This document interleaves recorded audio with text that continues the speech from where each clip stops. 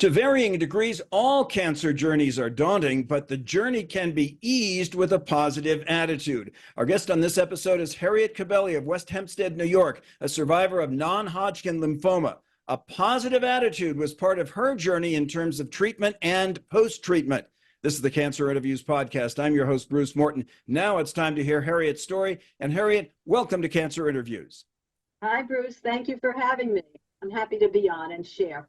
And we look forward to hearing your story. First thing we want to do, Harriet, when we start out, is to learn a little bit more about you. You do have a life outside of cancer. So if you would, tell us a bit about where you're from, when you're working, what you do for work, and when you're having fun, what you do for fun. Okay, great. So I live in Long Island, New York, a town called West Hempstead, not far out from the city line. And I'm a clinical social worker. I have a private practice, and I work with people going through grief and loss of all types, not just death, divorce, critical life transitions, illness, in terms of coping and handling it, and then growing beyond and rebuilding their lives. Hence, my website is Rebuild Life Now, because I help people rebuild their lives through their loss, adversities, whatever. And what I do for fun is I'm doing something I've always wanted to do, and only since right before cancer did I start, and that is ballroom dancing. I started taking ballroom dancing classes, and I had to have, obviously, a hiatus during my treatment, and then I went right back to it, and at the end of this month, I'm doing another little competition, and I've done a couple of shows, but I'm basically a beginner. I do it through Fred Astaire. And it's something I absolutely love, and I've always wanted to. So I'm doing something I've always wanted to do that I now have the time. So I have a nice balance between grandkids, work, dance, travel. I love travel, and I love reading books, nonfiction.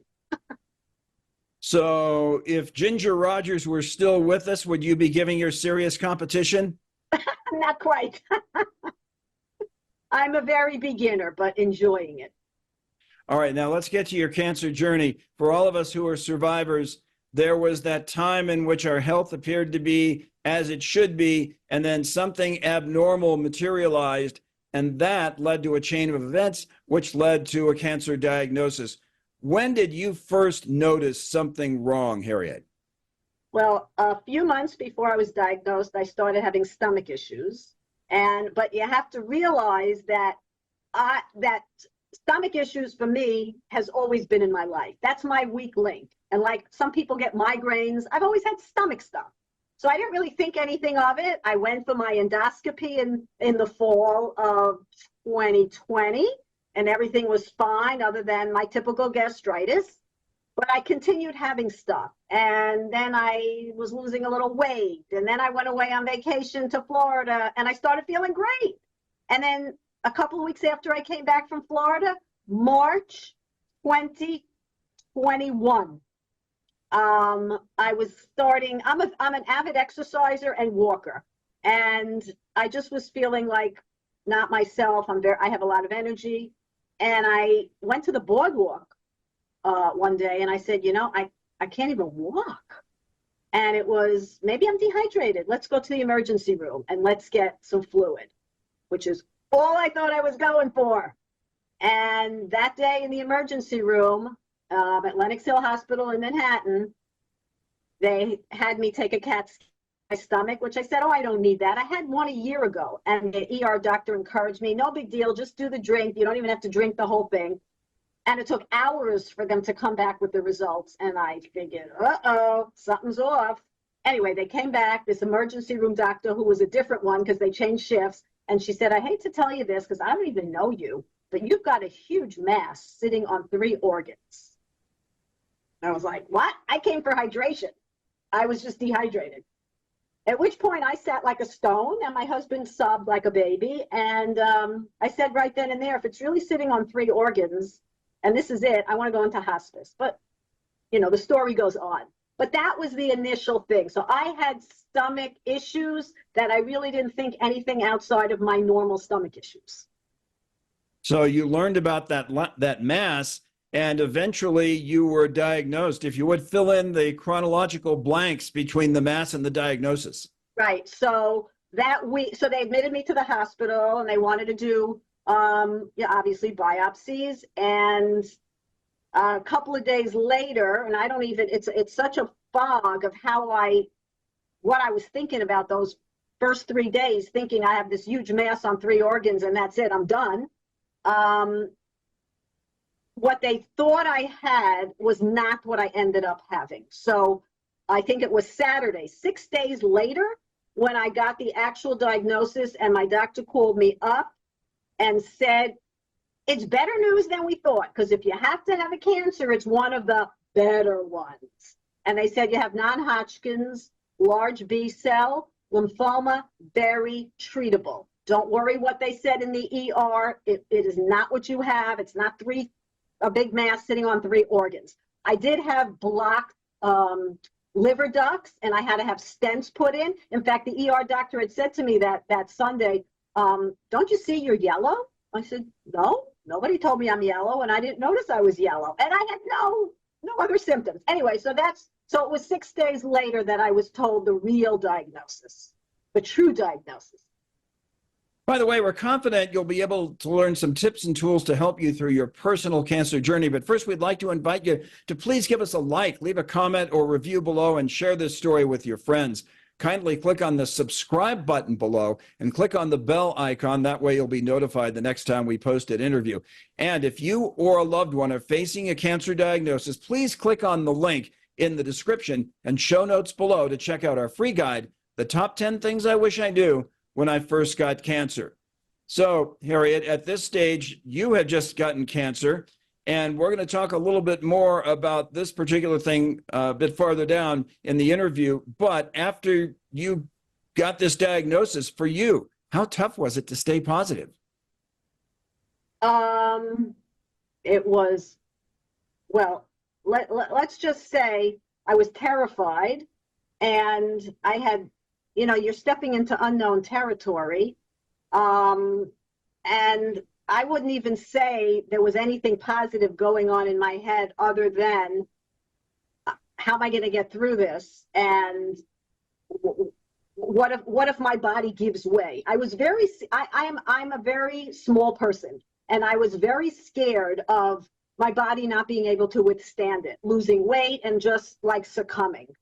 That was a very big fear of mine. So I kind of had in my head, or I quickly put in my head, I'm going to do one treatment at a time and only focus on that. My oncologist then told me I'm going to have 6 treatments, 6 cycles of chemo every 3 weeks. And then with every cycle, I'm also going to have a lumbar puncture. You know what lumbar punctures are? That's not too pleasant.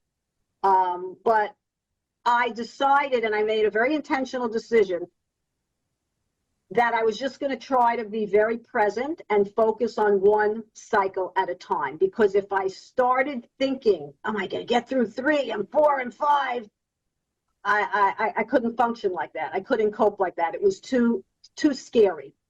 Because like I said before, I had already lost weight, and I knew, chemo, you don't eat, you get mouth sores, you lose weight, and that was my terrifying factor. So that's the way, if I can answer your question in staying positive, I don't know if I'm pulling it positive, but how I initially coped, actually how I coped the whole time, was being very focused on one cycle of treatment at a time.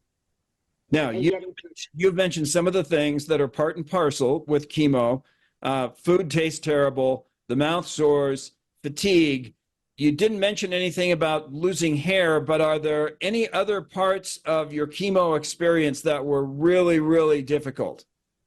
Well, I did lose my hair, and I kind of, ahead of losing it all, I had someone come to my house and cut my hair in 3 stages. So shorter, and then shaved it off, instead of having to go through the trauma of being in the shower and it all comes out. So I did it kind of like prophylactic, ahead of time, so to speak. And then I started wearing very colorful scarves. I love colors, and I just wanted to do things that would just uplift me. What was the other thing that you said about the hair? No, you said, was there other things that I had? I was pleasantly surprised that, thank God, I didn't have nausea or throwing up. I'm also someone who fears throwing up. And my doctor was very emphatic about take your anti-nausea medicine prophylactically. Don't wait to feel nauseous. Take it ahead of time and you'll stay on top of the game. And that is what I did. I was very conscious about and deliberate because that just scared me. You know, you see all these movies from years back about someone having cancer and they're at the toilet all the time and throwing, and that was like my pet peeve of horror. So thank God I didn't have much of that. And there was a lot of big miracles along the way that I was scared of that didn't materialize. So I'm grateful. And when I had the terrible mouth sores, I drank a lot of ice cold smoothies, but that wasn't fun. Well, it sounds like you had a good game plan to get through chemo, taking it step by step. And when you were able to do it that way, again, I'm going to bring up this positive attitude piece because this is such a part of your life then and now. When you were going through each of the steps with chemo, then were you able to stay positive? Well, I mean, you know, when you really don't feel well, you just kind of want to go to sleep. So and that was also a very big mantra that my oncologist would say. She would say, listen to your body. If it feels tired, rest it. If you have some energy, go out and take a walk. Do what you do, but listen to your body. So I did. And it was interesting also because I had my treatment spring into summer. So I was able to be out a lot when I felt well. We went into nice nature areas. I have a nice deck. I'd sit outside. Even if I was laying on my lounge chair, I would just lay all day outside because that felt good to me. I would water my plants. I'd go talk to my flowers. That's the little pieces of positivity or things that meant a lot to me that brought me joy. So if I wasn't sleeping, and I wasn't sleeping all the time by any means. In fact, week 3, that's when we went out and did things. Not did things, but like went to nature parks and to the beach, because that's when I felt better on week 3 before the next cycle. So I would always try to infuse my day with things little bits and pieces of things that would make me feel good. At some point, you had to reach this very pleasant juncture in which, in your mind and body, you sensed that things were changing for the better. What was that like, Harriet? I don't know when I thought they were changing for the better. Maybe when I was hitting round 5 and I figured, we're coming to the end of the race. And I had a PET scan after round 4 showing that the treatment was working. So then it was like, ooh, I see the light at the end of the tunnel. So then I could start to feel better. But interestingly enough, because I think in my case, chemo was cumulative. So I had a lot more pain round 5 and 6. I didn't have some of the other things, but I had a lot more pain. And all I kept telling myself is, it's almost done. You'll deal with the pain. It doesn't matter. It's almost done. And that's really how I kept pushing through. But I will tell you that between 3 and 4, I had really lost a lot of weight, and I was very, very concerned. And that's probably that was the peak of my anxiety, was around that time. But did you get some test results after, say, round 6 that confirmed it for you, that this wasn't just something that you thought was happening, but here's tangible documentation that you're getting better? Yes, thank God. About 2 weeks after I finished chemo, I went for my next PET scan, and my oncologist said, clear. Great news, all clear. Thank God. Now, to some degree, we already know the answer to this question, but it is positive in nature. So I want to hear your answer to it. You've already told us how you're tearing up the floor in terms of ballroom dancing. But if we could quantify your health at 100% pre-diagnosis, where would you say you are now in terms of what you can and cannot do? I can do anything and everything I want. I have a lot of energy, thank God. I've always been an energetic person, and I've rebuilt myself where I have a lot of energy, and I'm thrilled and I feel good. I mean, I have my times when my stomach acts up and I said, and I'll probably do that for the rest of my life, because anyone who's gone through cancer, the slightest thing, we go, uh-oh. But in general, I feel very good. And right now I go every 6 months for a PET scan. So before the next PET scan, which is coming up, as many people go through that word anxiety, we all have it, I guess. So I have to have a PET scan every 6 months for 2 years. So I think I have two more, this one and another one in 6 months. But I feel good. And you say, how would I rate it? I mean, I just, thank God, I feel very good and I have energy. But I will say that the healing journey, which I really thought was just the first year out, like to get yourself back, it's not 1 year. It's a forever healing journey. Forever. Now, I want to talk about something that you mentioned at the very top, something that was part of your life while you were in the treatment phase of your cancer journey. It's a part of your life now, but now you're trying to make this a part of other people's lives with rebuildlifenow.com. And if you would tell us about the importance of a positive attitude when confronting negative things and just how it can help someone. You're in a position to expound on this, so expound away. Yes, because and I want to pay it forward. I feel like I've been given a gift of life, a renewal, and I want to pay it forward. So I want to work and be like, I don't know, like someone once said, be a cancer sponsor. Like they have alcoholics and sponsors, because I feel that was lacking in my treatment. I didn't have that emotional piece. I had great doctors. I didn't have the emotional piece. And I think that was tremendously lacking. And I want to do that for others along their treatment journey. But in terms of the specific positivity, I've studied positive psychology, which basically in a nutshell is the study in psychology of what's going right. It's not only about pathology, it's what's working well. We like to say WWW, what's working well. So throughout my cancer treatment, I didn't necessarily write it because, a lot of us are into keeping gratitude journals, but I was certainly very cognizant of a lot of the small miracles along the way, a lot of the silver linings. And I tried to very much to focus on that. Like, well, if I had to have cancer, at least it's in the warm weather and I can be out and people can visit me and sit outside. Because if it was in the winter, I wouldn't have let anyone in the house. And at least I can go out and do things. I have terrible teeth, at least. And I had problems throughout, and my oncologist would not let me go to the dentist because that's a breeding ground for germs and infections. So I would say, at least my teeth are holding up. In fact, the first time I went to the dentist after treatment, when she finally gave me permission, like, who the heck sits in a root canal dentist and is grateful? Me. I was grateful to finally have my root canal, which I waited months because she wouldn't let me go, and I had a lot of teeth problems. So I was very cognitive to try to always look for what was going well, because what else can we do? We don't want it to just consume us with horror. So that's a tip I would say in terms of any adversity, looking for bits of goodness, bits of things to be grateful for. We have to, otherwise, so we don't sink into the abyss of darkness. We have to.